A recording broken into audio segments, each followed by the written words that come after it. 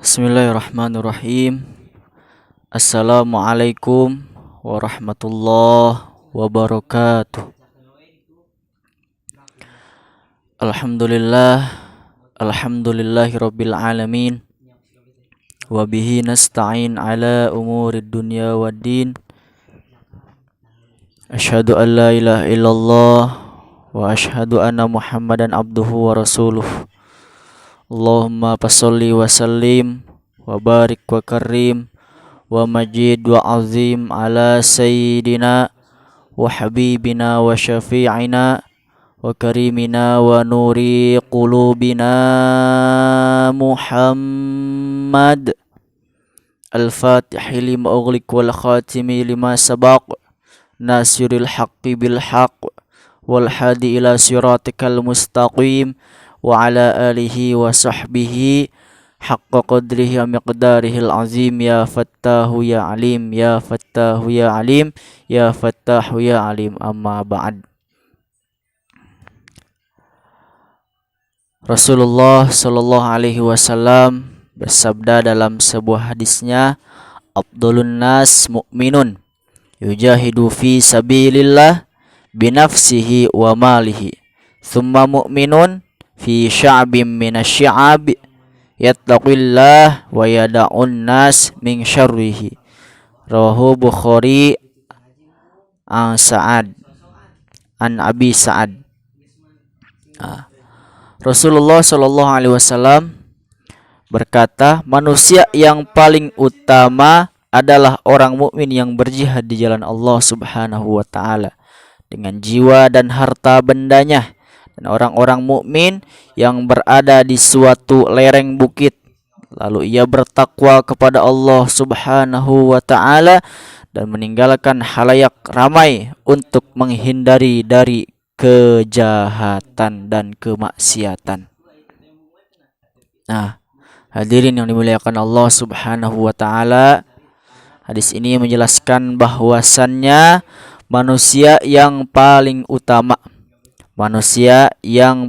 utama adalah orang-orang mukmin, orang-orang yang beriman, kemudian dia berjihad di jalan Allah Subhanahu wa taala, baik jihad secara dengan hartanya, jihad dengan jiwanya, jihad dengan raganya, jihad dengan pemikirannya, jihad yang lain-lain.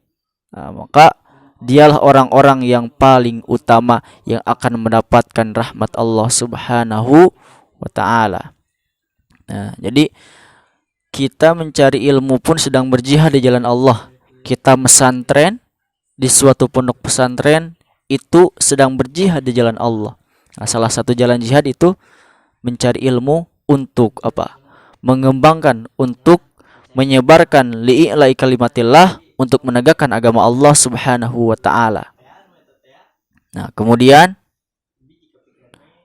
orang yang paling utama yang kedua adalah orang-orang mukmin yang berada di suatu lereng.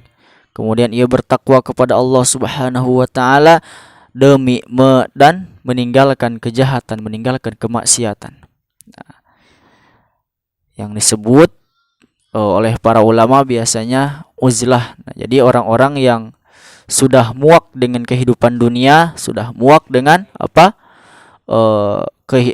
keadaan-keadaan yang sudah terjadi di akhir zaman ini, maka mereka melakukan uzlah, yaitu diam di suatu tempat yang tidak ada tidak ada siapapun. Nah, misalnya seperti Nabi Shallallahu alaihi wasallam ketika mendapatkan wahyu pertama, beliau berdiam diri di suatu gua Hiro yang berada di Jabal Nur, kota Makkah Al-Mukarramah.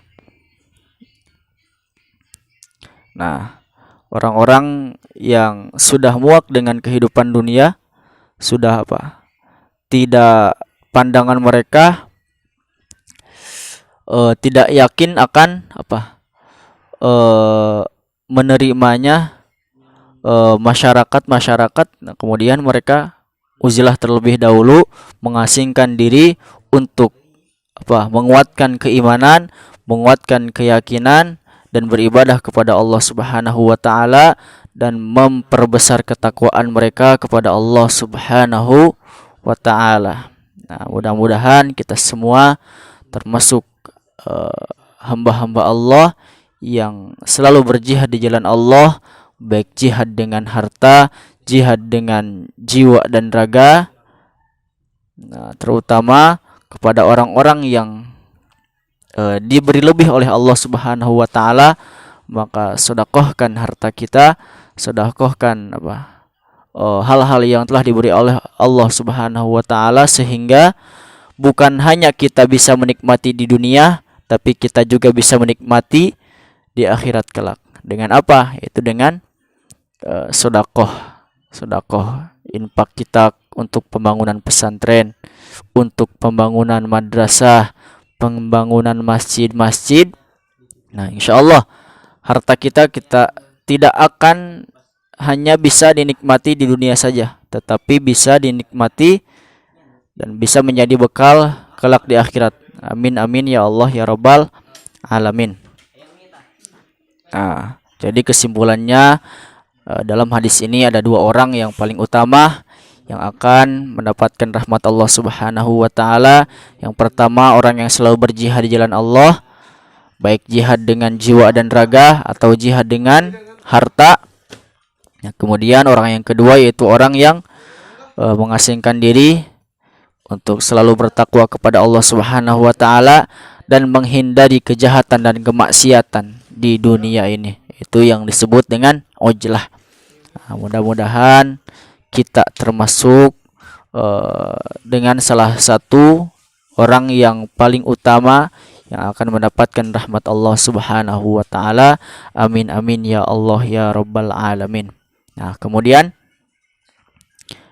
Nabi Shallallahu alaihi wasallam pun bersabda dalam sebuah hadisnya yang diriwayatkan oleh Hakim melalui Ibnu Mas'ud radhiyallahu an, bahwa iqtarabatis sa'ah wala yazdadun nas 'alan dunya illa hirsan wala yazdadu minallah illa bu'dan, rawahul Hakim an Abi Mas'ud. Nah, kiamat semakin dekat, sedangkan keinginan manusia terhadap perkara dunia semakin menjadi-jadi, dan terhadap Allah Subhanahu wa taala mereka semakin bertambah jauh. Nah, Rasulullah Shallallahu alaihi wasallam sudah berkata dalam sebuah hadisnya bahwa kiamat semakin dekat. Nah, sedangkan keinginan manusia terhadap perkara dunia itu semakin menjadi-jadi. Nah, kita bisa lihat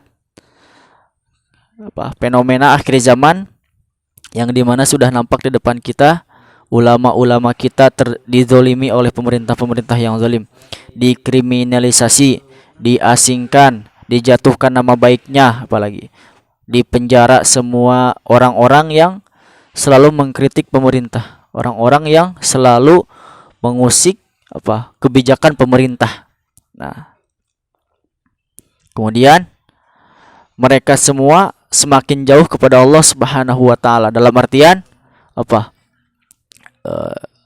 ibadah mereka sudah tidak maksimal kepada Allah Subhanahu wa taala. Jadi selalu mementingkan perkara dunia daripada perkara akhirat, daripada ibadah kepada Allah Subhanahu wa taala. Nah, ini merupakan fenomena akhir zaman. Nah, maka dari itu di akhir zaman ini kita harus bisa membagi waktu kita. Apabila kita tidak bisa membagi waktu kita, nah maka kita akan diperdaya oleh waktu, sehingga kita akan menjadi orang-orang yang tidak berguna dunia dan akhirat. Nauzubillah tsumma nauzubillah. Nah, keinginan kita adalah menjadi orang yang berguna di dunia, berguna di akhirat, dalam artian kita bisa memberi pertolongan, kita bisa memberi pertolongan kepada keluarga kita, kepada guru-guru kita, kepada sahabat-sahabat kita, dan lain-lainnya. Nah, sehingga kita bisa bertemu kembali, kita bisa bertatap muka kembali dan menikmati surga Allah Subhanahu wa taala. Amin amin ya Allah ya rabbal alamin. Mudah-mudahan ada manfaatnya. Kurang lebihnya mohon maaf. Billahi hidayah wa taufiq. Wassalamualaikum warahmatullahi wabarakatuh.